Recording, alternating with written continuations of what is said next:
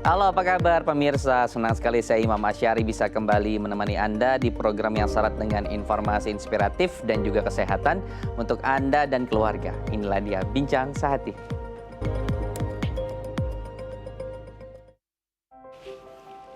Ya, pemirsa Bincang Sehati, bagi Anda yang seorang wanita mungkin pernah mengalami rasa nyeri pada panggul. Biasanya ini terjadi saat fase menstruasi.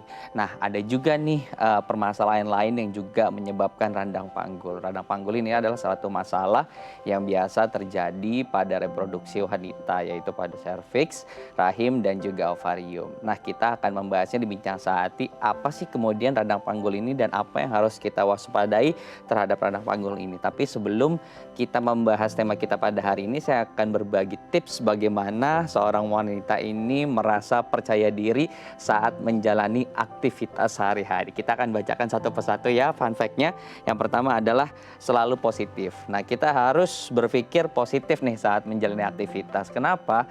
Karena dengan pikiran yang positif di pagi hari saat menjalani aktivitas, kemudian akan membuat kita menjadi lebih percaya diri. Hal-hal pemikiran positif apa yang bisa kita masukkan adalah motivasi biasanya. Motivasi di pagi hari yang bisa kita dengarkan, baik itu misalnya dari channel atau kanal YouTube ataupun dari Spotify yang bisa kita akses setiap hari. Nah, ini penting untuk kita akses setiap hari. Kemudian yang kedua adalah memuji orang lain. Biasakan untuk kita selalu memuji orang lain, apapun itu. Hal terkecil yang kita lihat yang membuat kita amazed kemudian dengan hal tersebut. Nah, biasakan untuk kita memuji mereka. Baik misalnya dengan mengucapkan terima kasih ataupun tadi dengan hal-hal seperti, wah bagus ya, senang sekali pelayanannya hari ini, senang sekali dengan apa yang sudah kamu lakukan hari ini. Nah, ini bisa membuat kita dalam menjalani sehari-harinya menjadi lebih positif dan juga tadi lebih percaya diri. Kemudian yang ketiga adalah terbuka pada hal apapun. Nah, ketika kita memiliki satu pandangan, jangan kemudian kita menutup pandangan orang lain atau pandangan dari sisi yang lain. Karena dengan kita memiliki tadi menerima atau terbuka pada hal apapun, membuat kita akan menjadi lebih percaya diri dalam menghadapi hal ataupun situasi sosial yang ada di sekitar kita. Fun fact berikutnya adalah tidak membandingkan. Untuk sesuatu yang bersifat motivasi, mungkin kita perlu untuk membandingkan diri kita dengan diri orang lain agar kita termotivasi untuk menjadi lebih baik seperti yang sudah orang lain lakukan. Tapi sebisa mungkin jangan kemudian kita melakukan membanding-bandingkan secara berlebihan. Karena ketika kita tahu posisi kita berada sangat jauh dengan mereka gitu, kita akan kemudian menjadi tidak percaya diri dan ini membuat hari-hari kita akan semakin tambah murung. Berikutnya adalah tidak ragu meminta bantuan. Jangan pernah ragu untuk kita meminta tolong dari orang lain karena kita tidak bisa menyelesaikan masalah itu terkadang sendiri. Tapi kita perlu kemudian bantuan orang lain atau ada visi yang sangat besar yang ingin kita gapai, tidak bisa kita kemudian menggapai visi atau misi tersebut sendiri, tapi kita butuh bantuan orang lain dan kita harus bekerja sama. Inilah kemudian akan kita bahas nanti di segmen berikutnya, bagaimana kemudian seorang wanita itu bisa percaya diri dalam menghadapi aktivitas sehari-hari atau bahkan menghadapi permasalahan sehari-hari dan mencapai karir yang dia inginkan. Kita akan bahas nanti ya. Usai jeda jangan kemana-mana, tetap bersama kami di Bincang Sehati.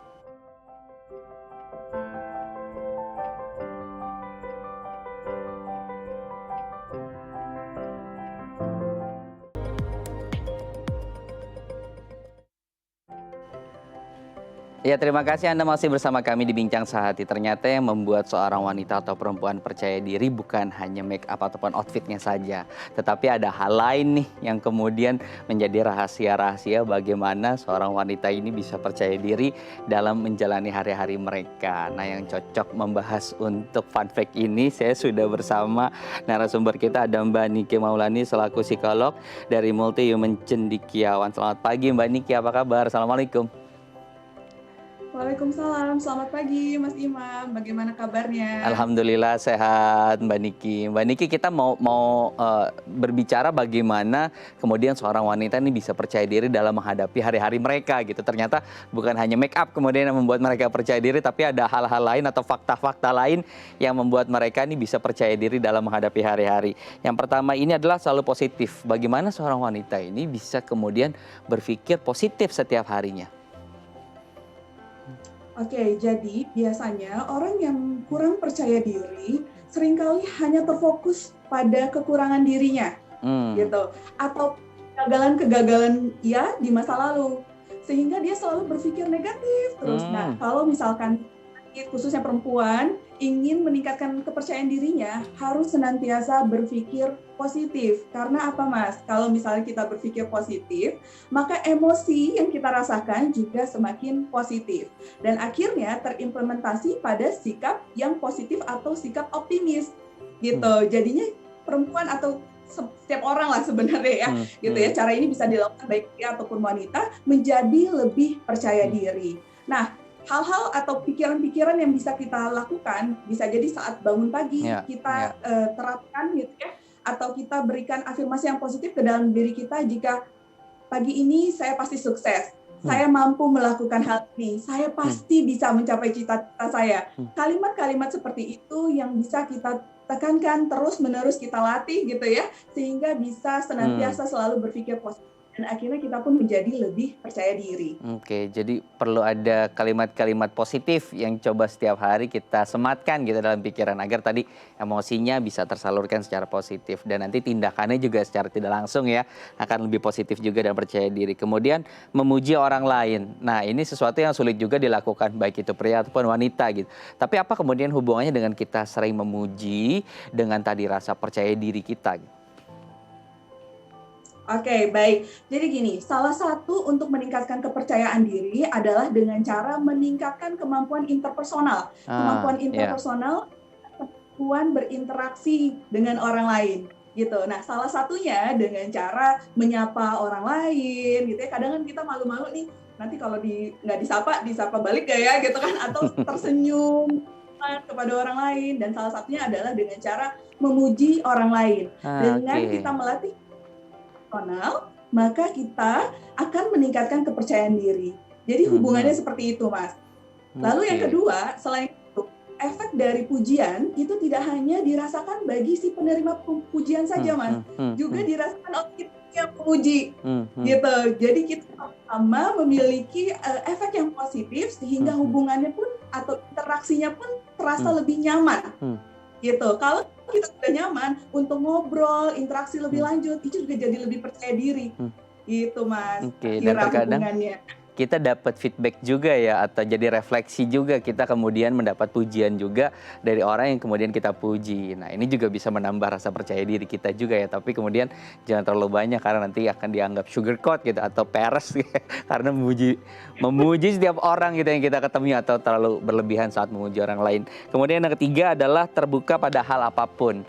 Nah, ini bagaimana caranya kemudian kita bisa terbiasa dengan pendapat ataupun nilai-nilai yang orang lain juga masukkan kepada diri kita dan apa nanti hubungannya dengan rasa percaya diri yang akan kita terima dari melakukan hal tersebut. Oke, biasanya kalau misalkan orang yang kurang percaya diri, dia akan fokus pada kekurangan-kekurangan dirinya. Ya. Wah, saya merasa saya expert di bidang tersebut, saya merasa kurang pengalaman, saya merasa kurang teman, kurang banyak teman gitu ya. Sehingga istilahnya kekosongan poin-poin kekosongan tersebut harus kita isi. Salah satunya adalah apa? Dengan cara terbuka pada banyak hal. Pertama, kita perlu terbuka lebih dahulu terhadap kritik ataupun masukan orang lain, gitu. Lalu yang kedua, kita juga bisa terbuka pada kegiatan-kegiatan baru. Misalnya, sedang ada aktivitas tertentu atau komunitas tertentu, kita bisa ikuti.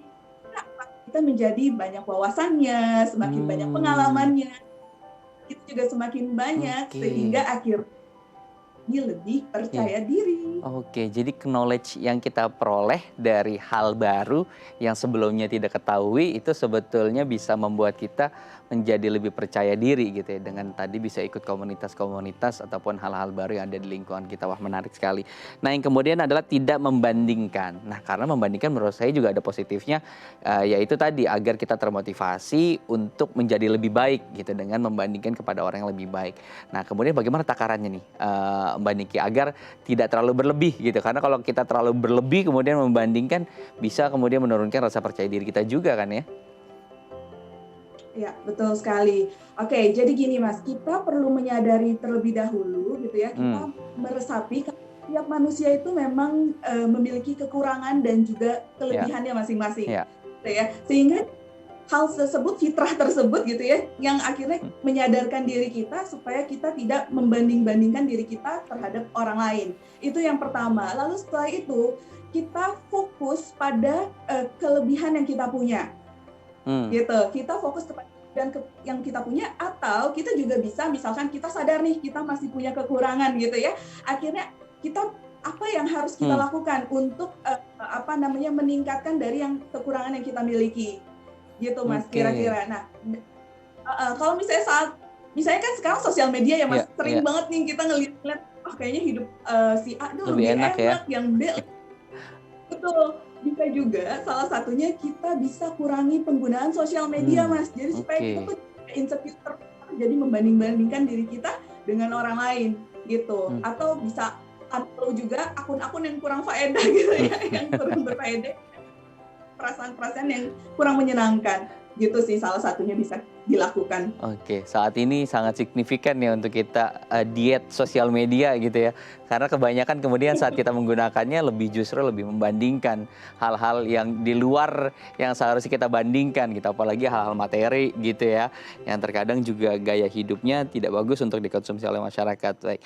Kemudian adalah tidak ragu meminta bantuan. Bagaimana cara kita memulai untuk tidak ragu tadi meminta bantuan kepada orang lain. Dan sebenarnya ada hubungannya nggak sih perilaku tersebut dengan tadi menambah atau membuat kita menjadi lebih percaya diri saat menjalani aktivitas kita sehari-hari? Baik, jadi gini, kita perlu menyadari ya, kalau misalkan saat kita meminta bantuan kepada orang lain, itu bukan pertanda jika kita lemah. Itu dulu. Jadi mindset kita harus saat kita meminta orang lain bukan pertanda kita lemah, melainkan menandakan jika kita ingin berkembang dan terbuka pada hal baru. Kalau kita sudah memiliki mindset yang seperti itu, lalu sikap yang kita ambil, akhirnya kita menyadari nih, saya kayaknya kurang, misalnya saya kurang di bahasa Inggris nih. Akhirnya saya mau cari deh les-les apa nih kira-kira yang bagus. Apa misalnya teman kita sendiri ternyata jago bahasa Inggris, private aja gitu kan, apalagi lagi pandemi ini kan online, mungkin pendapatan lebih gitu ya, secara income gitu kan. Jadinya akhirnya kita siapa tahu mereka juga memang ada sesuatu yang mereka butuhkan juga gitu. Dengan kita meminta bantuan, akhirnya kedua belah pihak malah mendapatkan solusi nih keduanya gitu Mas.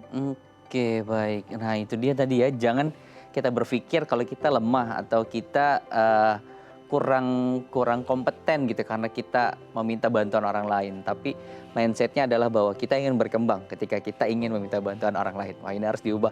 Terima kasih nih Mbak Niki, catatan terakhirnya sangat bermanfaat. Tidak hanya untuk para kaum perempuan, tapi juga untuk Anda semua nih, pria juga di rumah. Ternyata penting untuk kita kemudian tidak malu meminta bantuan orang lain. Terima kasih Mbak Niki, selamat beraktivitas kembali Mbak. Terima kasih. Ya baik pemirsa, tadi kita sudah bahas bagaimana kemudian seorang wanita bisa menjalani hari-hari dengan lebih percaya diri. Tadi kita sudah bacakan 5 fun fact-nya. Nah di segmen berikutnya kita akan membahas tentang tadi ya, nyeri pada panggul yang biasa dialami oleh wanita. Apakah ini hanya permasalahan tadi menstruasi atau justru ada hal lain yang harus kita waspadai? Kita bahas nanti ya, usai jeda. Jangan beranjak, tetap bersama kami di Bincang Sehati.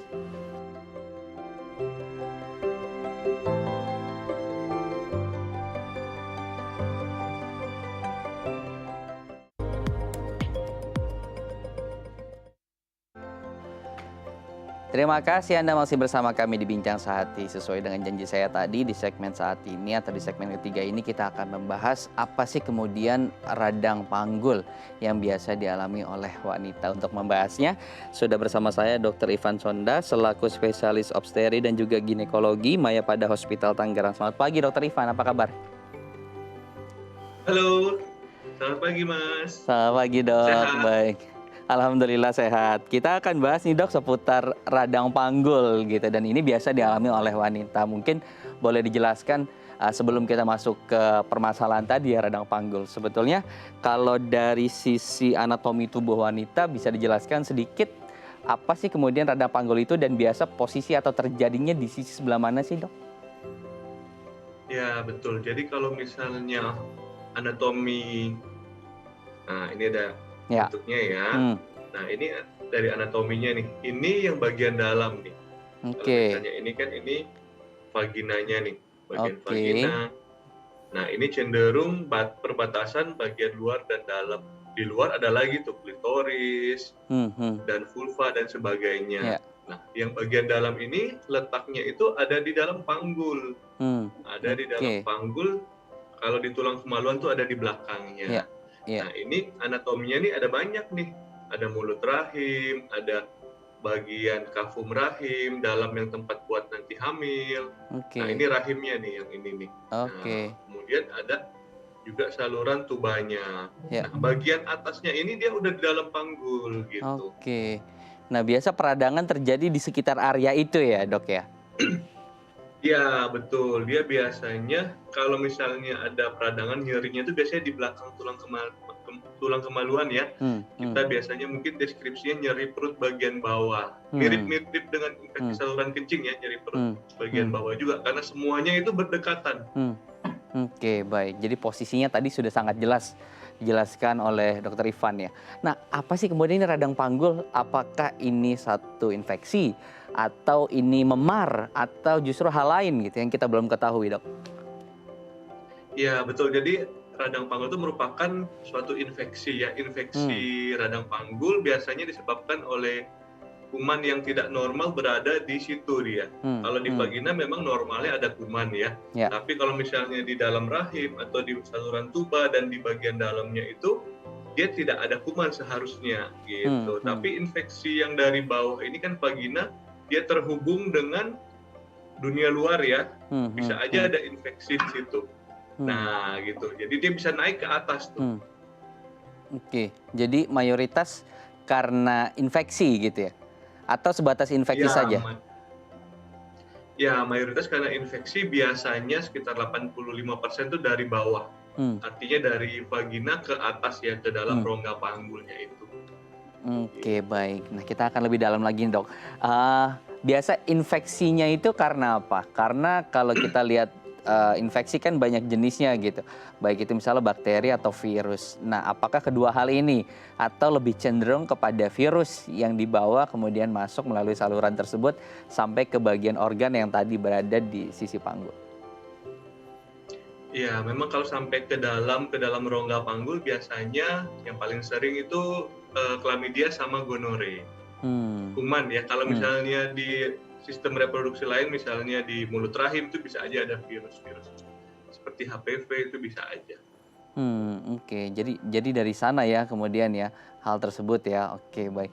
Dok, kemudian kalau misalnya kita apa ciri-ciri untuk kita bisa memahami bahwa ini adalah radang panggul yang diakibatkan tadi oleh virus, bukan nyeri biasa gitu ya yang diakibat misalnya terbentur akibat benturan gitu, tapi itu betul-betul adalah permasalahan tadi radang panggul yang diakibatkan oleh virus ataupun bakteri yang masuk melalui saluran tersebut gitu.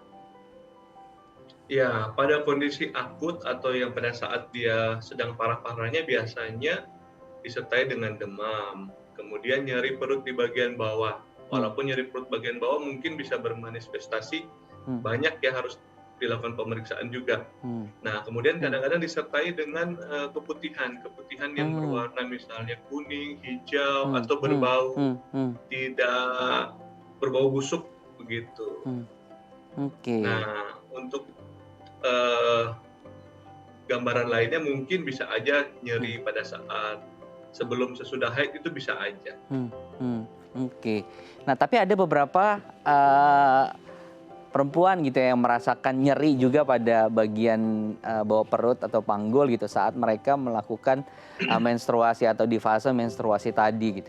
Ini masuk dalam kategori radang panggul atau justru tidak termasuk gejala-gejala seperti ini saat mereka menstruasi tadi? Ya, memang kalau misalnya korelasinya dengan haid, nyeri hebat saat haid itu biasanya berhubungan langsungnya dengan ada namanya endometriosis. Tapi tidak menutup kemungkinan karena adanya infeksi bisa aja dia ada peradangan menyebabkan dia lebih sakit. Itu bisa jadi. Jadi endometriosis tadi ya benjolan yang di luar dinding rahim ya, harusnya ke dalam benjolan tersebut, tapi kemudian benjolan tersebut di luar. Itu salah satu identifikasi bisa ke sana ya. Baik. Nah, ini bahayanya apa sih dok kalau misalnya seorang perempuan mengalami radang panggul, terus sakit yang berkelanjutan gitu? Apa bahayanya untuk si pribadi dia sendiri? Apakah nanti berpengaruh terhadap sistem reproduksi dia, misal tidak memiliki anak, potensi mandul, atau tidak akan sampai ke sana? Ya, pada kondisi akut, peradangan yang akut, infeksi yang akut, bisa aja dia menyebar ya. Jadi infeksinya sebenarnya kan dari luar masuk ke agak dalam dan sampai ke rongga panggul. Nah di rongga panggul itu dia berhubungan langsung dengan isi perut usus dan segala macam. Jadi bisa aja infeksinya menyebar ke rongga perut secara umum, kemudian bisa aja sepsis menyebar ke pembuluh darah ya, bisa menyebar kemana-mana. Nah itu yang pertama, yang paling pada saat kondisi akut itu yang kita takutkan. Nah untuk komplikasi lainnya bisa aja terjadi hubungannya dengan infertilitas. Nah kadang-kadang bisa aja ada pembengkakan saluran tuba, hidrosalping, atau namanya bekas infeksi atau ada luka ya. Nah itu biasanya ada jaringan parut tuh. Kalau misalnya kita lakukan laparoskopi kelihatan tuh di dalam rongga panggul yang tadi seperti yang anatomi yang saya tunjukin itu di sekitarnya tuh ada kayak jala-jala gitu. Oke. Jadi dia kayak melengket, bisa aja kan saluran tuba tuh yang tadi ke kiri kanan gini. Iya. Nah, bisa aja dia lengket ke sini-sini atau dia terputar-putar. Nah, menyebabkan ini kan saluran tubanya harusnya kayak selang ya. Iya, betul. Kayak selang buat nanti hubungannya dengan kehamilan. Kalau dia udah mampet bisa aja bengkak dan sel telur dan sel spermanya nggak bisa ketemu karena salurannya mampet gitu. Oke, jadi bisa berpengaruh. Pada komplikasi yang berat itu bisa jadi pada saat laparoskopi kita lihat sampai ke bagian heparnya itu udah di atas ya sini ya. Nah bisa aja ada gambaran yang tadi kayak jala-jala gitu, ada sindroma Fitch-Hughes namanya. Oke, jadi sampai bisa meluas tadi ya ke organ yang lain. Atau juga tadi bisa sampai berpengaruh terhadap reproduksi seorang wanita gitu ya. Karena tidak bisa kemudian bertemunya sperma dengan sel telur akibat tadi jala-jala atau jaring-jaring yang tadi kemudian terbentuk di sana gitu. Sehingga tidak lancar salurannya. Baik. Dok, kalau boleh dijelaskan biasanya ini kan dari virus ya dan juga bakteri gitu. Nah virus dan bakteri ini disebabkannya oleh apa sih? Karena apakah tadi dengan gaya hidup misal tidak bersih saat misal melakukan pembersihan diri gitu, atau ada hal lain mungkin misalnya hubungan seksual dari sana atau ada hal lain gitu, mungkin bisa dijelaskan secara rinci Dr. Ivan. Ya, jadi kalau misalnya infeksi ini biasanya yang kita sering sebut itu infeksi menular seksual ya. Jadi dari hubungan seksual bisa ada penularan. Nah, itu yang paling sering tuh terjadi. Jadi pola biasanya yang beresiko itu mereka-mereka yang memiliki partner seksual lebih dari satu. Nah, itu cenderung lebih beresiko. Oke, jadi tadi permasalahan seksualitas ya, gaya hidup ya. Bagaimana tadi pola seksualnya yang kemudian bisa menyebabkan hal tersebut begitu ya, dan ini bahaya sekali ya untuk seorang wanita. Nah, mungkin boleh dijelaskan juga dok, kapan diagnosa itu boleh ditegakkan bahwa dia ada virus ataupun bakteri yang menyebabkan radang panggul tersebut? Apa dengan ciri-ciri yang tadi cukup atau tadi harus kemudian melakukan tes lab ataupun dengan uji lain? Ya, jadi untuk tahu adanya bakteri atau misalnya adanya kuman, biasanya kita lakukan pemeriksaan. Biasanya yang bisa kita periksa itu pada bagian vagina dilakukan kayak swab gitu ya, bakterinya dikultur atau diwarnai saja dengan gram bisa kelihatan ada kuman apa di situ gitu. Kemudian pemeriksaan lain kadang-kadang memang hanya dari gejala dan pemeriksaan ginekologis. Biasanya kita akan periksa dalam. Kalau misalnya organ bagian dalamnya sensitif pada saat pemeriksaan, bisa aja ada infeksi radang panggul. Atau pada pemeriksaan USG yang infeksinya sudah meluas dan terlokalisir menjadi kayak kista. Jadi bisa kelihatan dari USG. Kalau infeksinya sudah jadi kayak gumpalan gitu ya, kayak kista gitu, kantong nanah di dalam rongga panggul. Iya. Nah, itu mungkin saja. Oke, jadi ada beberapa cara untuk menegakkan diagnosa tadi gitu ya. Tapi kebanyakan harus kita langsung datang ke laboratorium karena semuanya melalui tahap tes lab gitu ya, Dok. Tapi kapan kemudian Ya, orang yang merasa nyeri panggul nih harus mulai datang untuk memastikan secara laboratorium bahwa dia itu positif atau negatif? ya, begitu ada nyeri kita harus cari tahu ya nyerinya dari mana ya. Mungkin aja dari rongga panggul atau mungkin bagian yang lain atau mungkin yang simpel infeksi saluran kencing aja. Gitu. Apalagi kalau mengarah ke rongga panggul ada ya demam, perubahan warna dari keputihannya, berbau nggak bagus, berbau busuk lah gitu ya. Nah, itu harus segera lakukan pemeriksaan. Atau mungkin pada saat berhubungan seksual dia ada nyeri atau tidak nyaman. Nah, itu segera lakukan pemeriksaan. Oke, jadi segera langsung datang ke dokter masing-masing gitu ya, atau rumah sakit terdekat untuk diperiksa apakah kemudian diagnosanya mengalami tadi virus yang tadi sudah dijelaskan oleh Dokter Ivan. Baik, Dokter Ivan, nanti di segmen berikutnya kita buka pertanyaan ya untuk masyarakat yang ingin langsung bertanya dengan Dokter Ivan atau bisa melalui Instagram kami. Nah, Anda yang ingin berkomunikasi langsung dengan Dokter Ivan bisa menghubungi kami di 021 290 32644 atau Anda bisa bertanya langsung melalui Instagram kami di @bincangsaati.tv. Kita harus break dulu, saya akan kembali sesaat lagi. Tetap bersama kami di Bincang Saati.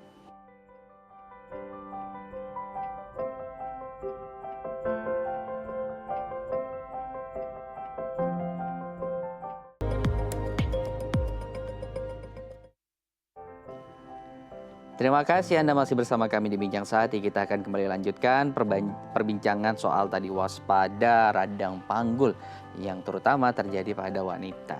Nah, Dokter Ivan, kalau boleh kita kelompokkan gitu ya. Nah, usia berapa sih kemudian si radang panggul ini berpotensi akan terjadi gitu? Apakah tadi mulai terjadi saat menstruasi atau tadi pasca menikah? Nah, jadi yang beresiko justru mereka yang sudah melakukan hubungan seksual ya, mau berapapun. Tapi menurut statistik biasanya semakin muda usianya 15-25 itu sangat beresiko.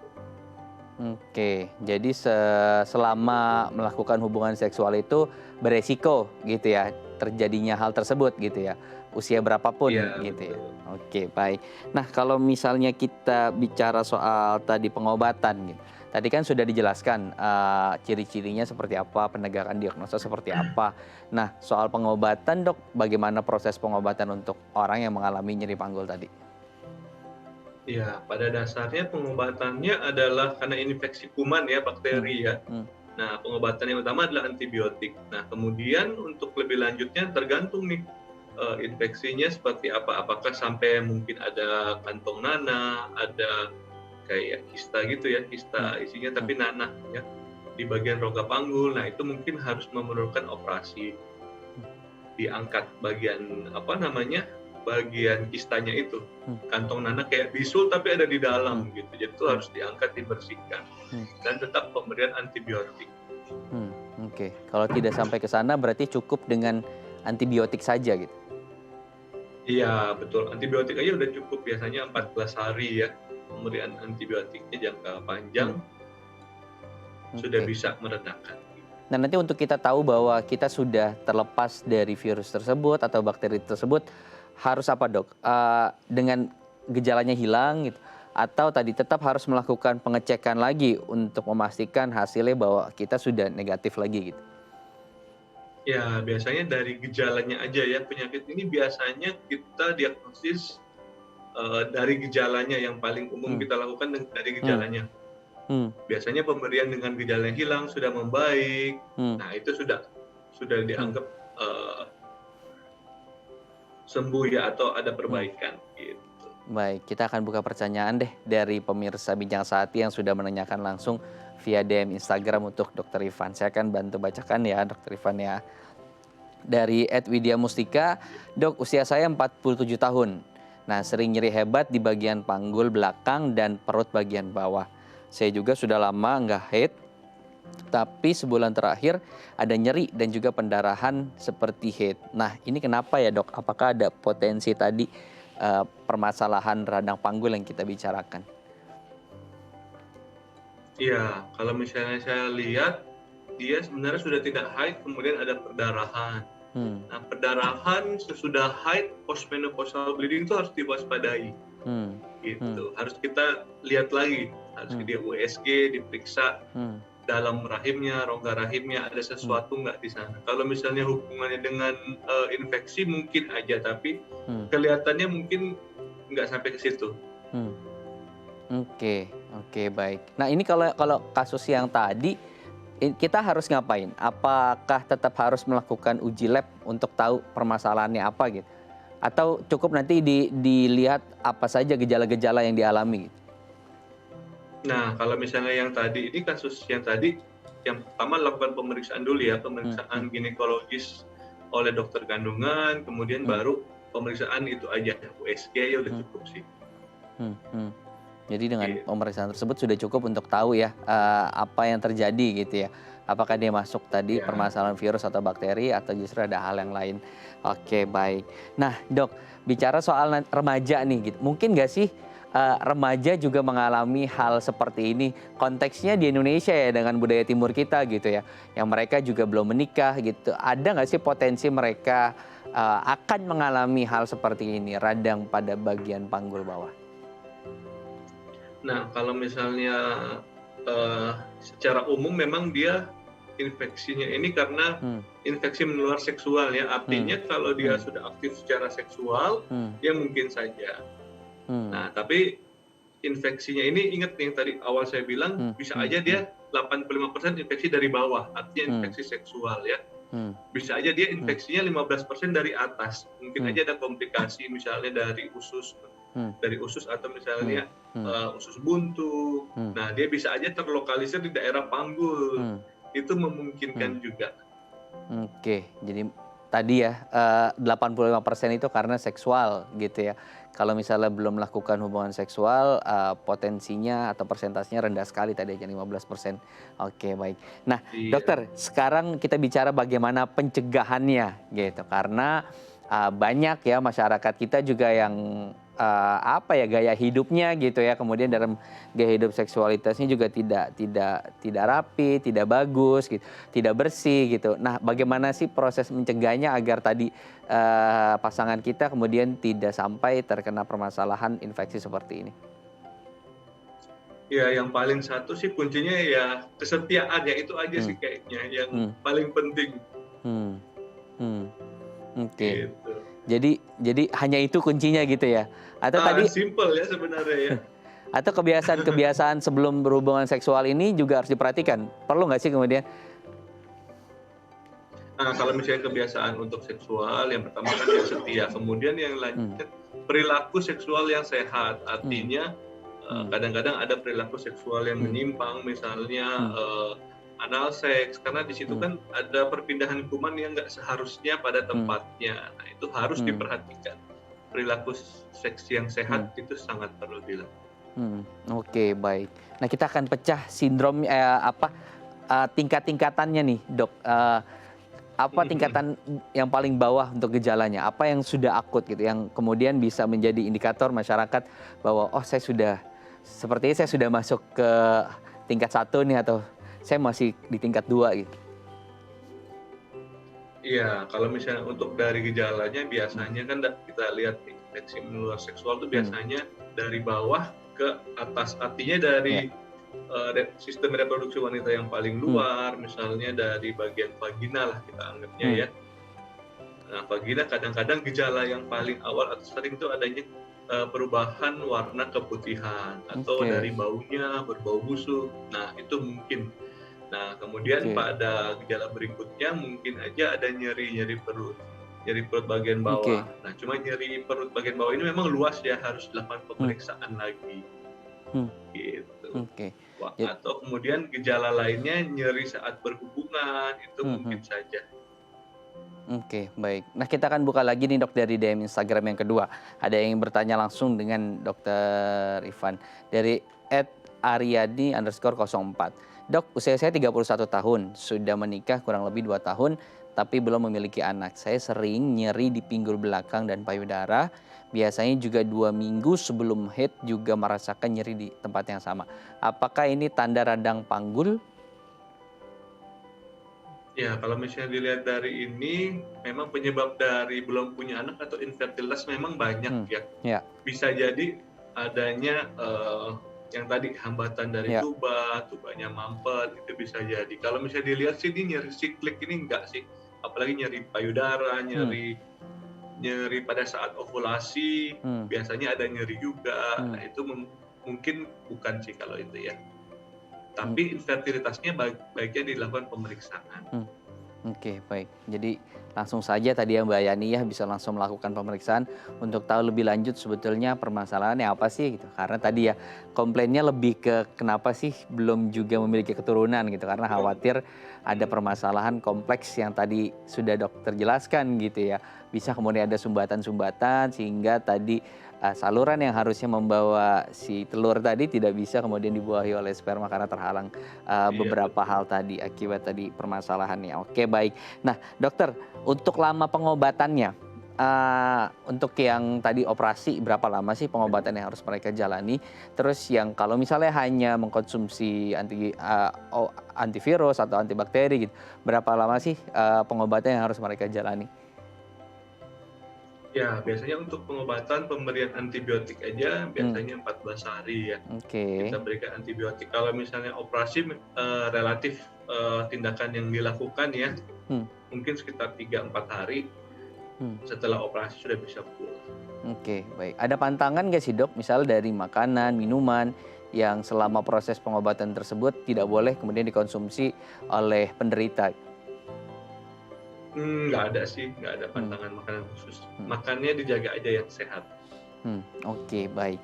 Nah, ada juga beberapa pertanyaan dok. Apakah mungkin kemudian laki-laki juga mengalami hal yang sama gitu? Misalnya nyeri panggul gitu. Dan kalau misalnya di laki-laki itu nyeri panggulnya lebih ke apa sih? Apakah permasalahan reproduksi atau hanya sebatas tadi ya nyeri-nyeri biasa gitu? Karena ada beberapa kan yang mengalami nyeri gitu di bagian sama di bawah perut gitu.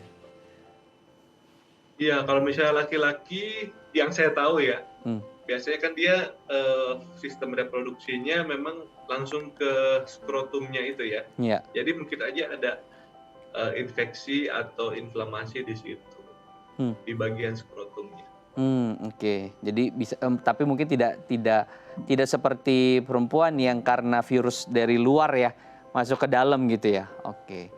Jadi dari laki-laki kalau misalnya infeksi yang sama, yang sejenis, ya pasti dari mengarah ke infeksi juga ya. Oke, baik. Ya, karena tadi permasalahan seksual juga ya. Sumbernya dari situ sebetulnya ya. Jadi akan sama saja kemudian. Oke, baik. Nah, dokter. Akan sama saja. Oke.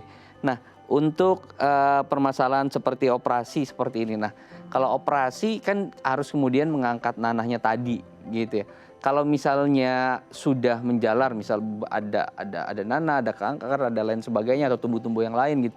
Nah, ini juga bisa kemudian disebabkan oleh permasalahan virus tadi. Biasanya kalau ini kan lebih mengarah ke infeksi bakteri ya. Nah, kalau misalnya ada kanker mungkin agak berbeda nih. Kebetulan aja mungkin ada kankernya. Nah, kalau hubungannya kanker dengan infeksi ini memang belum terlalu jelas ada hubungannya atau enggak. Gitu. Kalau misalnya pada saat operasi yang kompleks itu bisa aja karena kan dia sudah masuk ke rongga perut ya. Walaupun dia rongga panggul ini bagian bawah, tapi atasnya itu ada usus, ada segala macam. Mungkin aja terjadi perlengketan dengan usus atau mungkin dia sudah meluas. Nah, jadi mungkin kolaborasi dengan dokter bedah juga itu pada saat operasi itu penting. Karena lengketnya pasti kan sama usus atau sama organ-organ yang di luar kandungan. Oke, baik. Nah, ada juga pertanyaan, ketika kita sudah ditegakkan gitu ya diagnosa bahwa kita mengalami infeksi tadi gitu, bolehkah masih kemudian berhubungan seksual dengan pasangan gitu ya ketika mengalami hal tersebut atau selama proses terapi atau penyembuhan sebisa mungkin kita tidak melakukan hubungan seksual terlebih dahulu gitu? Ya, untuk pengobatan biasanya jangan dulu nih untuk melakukan hubungan seksual, dan biasanya pasangannya sebaiknya diperiksa ya, karena ntar dia kayak pingpong fenomena, ntar pas berhubungan balik lagi, udah sembuh satu balik lagi. Sebaiknya dua-duanya di atas. Oke, jadi harus ditahan dulu ya masing-masing gitu ya selama proses pengobatan tadi ya gitu. Oke, baik. Dokter, kita harus jeda dulu nih. Di segmen berikutnya nanti kita akan berbagi tips ya bagaimana kemudian mencegah terjadinya radang panggul ini, Dok. Kita akan bagi-bagi tips nanti untuk masyarakat. Nah, untuk Anda pemirsa yang tertarik dan masih ingin bertanya dengan tema kita hari ini, kita masih membuka line telepon di 021 290 32644 atau bisa melalui Instagram kami di @bincangsaati.tv. Saya harus jeda dulu, jangan beranjak, tetap bersama kami di Bincang Saati.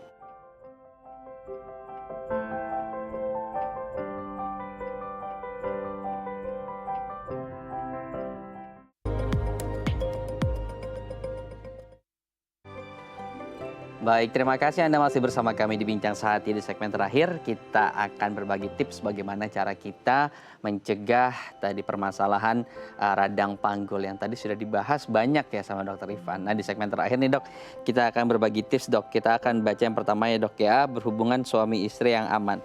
Bagaimana kemudian hubungan yang aman sekalipun tadi ya hanya satu pasangan gitu Dok. Ya, jadi tipsnya yang tadi ya, yang setia pada pasangannya. Semakin banyak multi partner seksualnya, semakin beresiko dia terinfeksi radang panggul ini. Kemudian perilaku seks yang normal, yang sehat. Artinya tidak boleh lakukan seks yang menyimpang, misalnya anal seks. Nah, itu tidak boleh karena di dalam anus itu ada kumannya juga yang berbeda dengan kuman yang ada di vagina. Oke, baik. Tadi jelas ya Dok ya. Yang kemudian yang kedua adalah periksa jika ada risiko infeksi. Nah, bagaimana sih kemudian pemeriksaan yang harus kita lakukan untuk tadi mencegah adanya infeksi? Apakah harus rutin? Dan kalau misalnya rutin, berapa periode sekali kita harus melakukan pengecekan? Ya, untuk pemeriksaan itu berdasarkan gejala aja ya, ada nyeri perut atau ada keputihan. Yang paling simpel sih ada keputihan. Kalau keputihan mungkin aja infeksinya belum meluas. Nah, biasanya kita cegah pada saat itu. Pada berdasarkan gejala aja. Kalau yang rutin bagi perempuan adalah melakukan pemeriksaan pap smear. Minimal 1 tahun sekali dilakukan pemeriksaan pap smear. Oke. Jadi sudah 1 tahun sekali tadi ya untuk melakukan pengecekan. Tapi untuk hal-hal yang berkaitan dengan ada gejala-gejala tertentu, nah itu diperiksa ketika mengalami gejala saja gitu ya Dok ya. Gitu, oke baik. Berikutnya adalah konsultasi alat kontrasepsi gitu. Nah, perlukah kemudian kita sampai melakukan konsultasi alat kontrasepsi ini untuk mencegah tadi radang pinggul gitu yang kita rasakan? Ya, biasanya yang berhubungan dengan infeksi radang panggul itu adalah penggunaan intrauterine device ya atau IUD. Nah, biasanya yang rentan terjadi infeksi itu pada saat proses pemasangannya. Kalau sudah berlangsung sih sebenarnya nggak masalah ya, biasanya 1-2 minggu pada saat pemasangan karena berhubungan dengan proses pemasangan yang memasukkan alat dari luar. Nah, itu biasanya yang rentan. Nah, kalau misalnya udah terpasang dengan baik, nah sebenarnya nggak usah khawatir sih untuk adanya infeksi, kecuali ada yang baru masuk ya. Oke. Kalau misalnya kasusnya lupa melepas, kan ada periodenya ya. Kalau misalnya IUD itu ya. Kalau misalnya lupa melepas itu ada potensi untuk terjadinya tadi nggak sih sampai ke radang panggul tadi? Oh, kalau misalnya lupa melepas biasanya sih kemampuan untuk memproteksinya dari kehamilan agak menurun aja sih. Oke. Jadi tadi lebih concernnya di awal ya, 1-2 minggu saat pemasangan awal. Karena tadi memasukkan benda melalui saluran vagina tadi, dikhawatirkan ada virus atau bakteri yang menempel dan menyebabkan infeksi tadi yang kita bicarakan ya Dok ya. Baik, kemudian membersihkan area vital dengan benar gitu. Nah, apakah ini kemudian juga penting dan bagaimana kemudian proses yang benarnya gitu? Nah, biasanya untuk membersihkan vagina wanita tuh nggak perlu, organ vitalnya nggak perlu sampai dalamnya. Biasanya kita suka bersihin tuh sampai dalamnya ya. Sebenarnya bersihkan aja deh bagian luarnya gitu. Nggak usah mencuci dengan zat-zat yang dari luar, itu nggak usah sebenarnya. Karena memang kalau nggak ada infeksi dia akan normal aja kuman di dalam vaginanya. Kemudian yang penting juga untuk menjaga organ vital wanita, jangan terlalu ditutup, istilahnya nggak usah pakai pembalut atau ventilator pada saat tidak haid, gitu. Karena dia akan membuat daerah situ menjadi lebih lembab. Nah, pada saat lembab ini mungkin kuman-kuman normal yang ada di vagina dan termasuk jamur dia akan gampang untuk tumbuh. Oke, jadi dari gaya hidup sehari-hari juga kemudian berpengaruh ya dokter ya terhadap permasalahan-permasalahan seperti ini. Oke, baik. Terakhir dok, penggunaan alat kontrasepsi seperti misalnya kondom saat berhubungan seksual. Nah ini juga penting nggak? Atau justru lebih ke perilakunya yang harus kemudian kita cegah? Iya, yang paling penting sebenarnya perilakunya ya, nggak usah pakai kondom kalau perilakunya sehat. Dan kondom perlu diingat juga tidak bisa memproteksi tapi tidak bisa memproteksi 100%. Gitu. Oke, jadi hal tersebut harus diperhatikan satu persatu ya dokter ya. Baik, Dokter Ivan terima kasih sudah berbagi informasi kesehatan ya di Bincang Sehati kali ini. Semoga informasi tadi bermanfaat untuk masyarakat dan juga tadi perilaku menyimpang seksual juga kemudian yang salah satu penyebab utama dari terjadinya infeksi yang terjadi pada panggul. Nah, ini bisa dihindari oleh masyarakat. Baik, Dokter Ivan terima kasih. Selamat beraktivitas kembali dokter. Iya, terima kasih. Baik. Pemirsa Bincang Sehati, usai sudah perjumpaan kita kali ini di Bincang Sehati dengan tema bagaimana mewaspadai radang panggul yang terjadi terutama pada wanita. Kita akan jumpa lagi di Bincang Sehati besok dengan tema yang berbeda. Untuk Anda yang memiliki kritik saran bisa menghubungi kami di 021 290 32644 atau bisa melalui Instagram kami di @bincang_sehati.tv. Saya Mama Syari mewakili seluruh kerabat kerja yang bertugas pamit undur diri. Terima kasih, kita jumpa lagi di Bincang Sehati besok. Sampai jumpa.